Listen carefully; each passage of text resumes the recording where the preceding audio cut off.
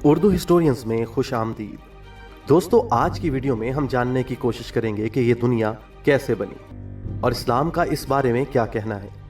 अगर आप चैनल पर नए हैं तो चैनल को सब्सक्राइब कीजिए और बेल के आइकॉन पर क्लिक कीजिए ताकि आने वाली हर वीडियो का नोटिफिकेशन आपको मिलता रहे। अल्लाह ताला हर चीज़ का पैदा करने वाला है और वही हर चीज़ पर कुदरत रखता है।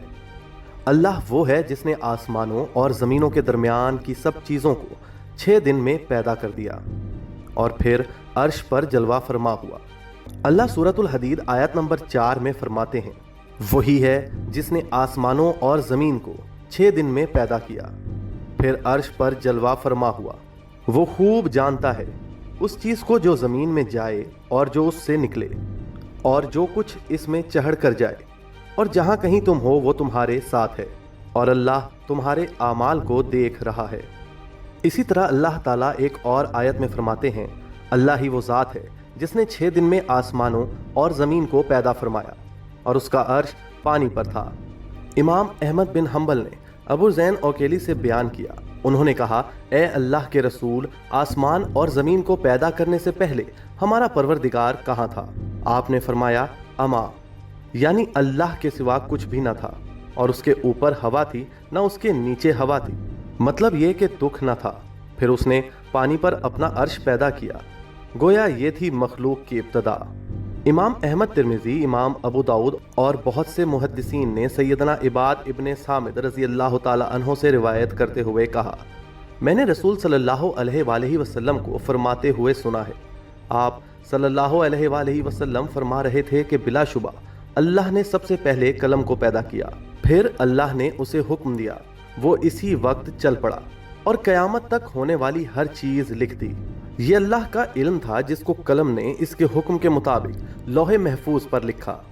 बुखारी शरीफ की हदीस में है कि यमन से आए हुए एक वफ्द ने रसूल सल्लल्लाहु अलैहि वसल्लम से कहा, हम आपके पास दीन की समझ और इब्तदाए खल्क के बारे में पूछने आए हैं, यानी सबसे पहले क्या चीज़ थी? रसूल सल्लल्लाहु अलैहि वसल्लम ने फरमाया, सबसे पहले अल्लाह था, उससे पहले कोई चीज़ न थी, उसका अर्श पानी पर था, उसने लोहे महफूज पर हर चीज़ लिख दी और आसमान और ज़मीन को पैदा किया। यानी इब्तदा में पानी पर अर्श की तख्लीक हुई और फिर कलम की पैदाइश हुई और फिर उसने सब कुछ लिख दिया।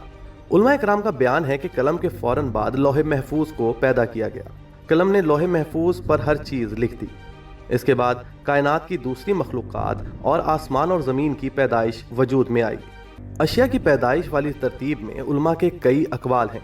आसमान और ज़मीन की तरतीब क्या है, इसके बारे में इमाम मुस्लिम ने सैयद अबू हुरैरा की रिवायत पेश की है। वो कहते हैं कि नबी अकरम सल्लल्लाहु अलैहि वसल्लम ने मेरा हाथ पकड़ा और फरमाया, अल्लाह ने हफ्ते के दिन मिट्टी को पैदा किया, इतवार के दिन ज़मीन में पहाड़, पीर के दिन दरख्त, मंगल के दिन तकलीफ, मसाइब, जरासीम और बीमारियाँ, बुध के दिन नूर को और जुमेरात के दिन ज़मीन में चौपायों को फैला दिया, और तमाम मखलूक़ात में जुम्मा के दिन आखिरी घड़ियों यानी असर से रात के दरमियान आदम अलैहिस्सलाम को पैदा किया। मतलब ये कि जिन मखलूक़ात की तख्लीक हुई उनमें आदम आखिरी मखलूक इंसान था। इस हदीस में मुख्तलिफ हालात को निहायत वजाहत से बयान किया गया। इससे बखूबी पता चलता है कि इब्तदाई मखलूक़ात की तख्लीक क्या थी। इनमें से आखिरी नंबर आदम अलैहिस्सलाम का था, जबकि आदम अलैहिस्सलाम नस्ल इंसानी में सबसे पहले हैं। दोस्तों, इंसानों से पहले फरिश्ते और जिन पैदा हो चुके थे। साहिब अक्ल मखलूक़ात में सबसे पहला नंबर फरिश्तों का, दूसरा नंबर जिनों का और आखिरी नंबर इंसानों का है। फरिश्तों का असल ठिकाना आसमान है।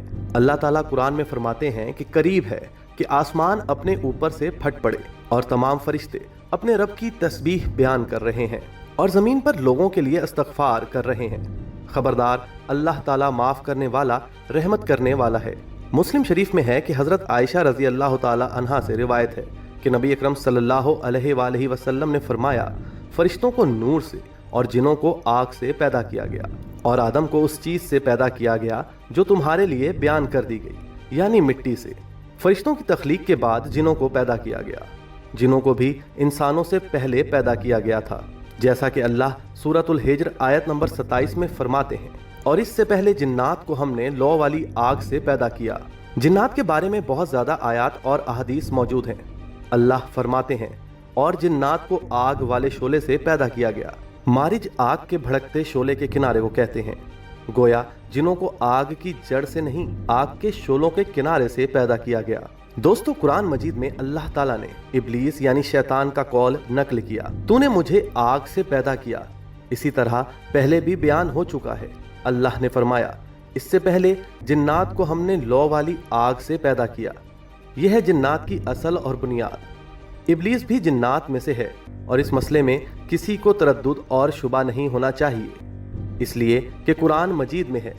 اور ابلیس جنوں میں سے تھا، مطلب یہ کہ وہ فرشتوں میں سے نہ تھا۔ حسن بصری رحمت اللہ علیہ فرماتے ہیں کہ وہ پلک چھپکنے کے برابر بھی فرشتوں کی جنس میں شامل نہیں ہوا اور نہ ہی وہ کبھی فرشتوں میں شمار ہوا۔ وہ جنات میں سے ہے کیونکہ اس نے خود اقرار کیا تھا کہ اے اللہ، تو نے مجھے آگ سے پیدا کیا۔ اگر یہ فرشتہ ہوتا تو اس وقت کہتا کہ اے اللہ، تو نے مجھے نور سے پیدا کیا۔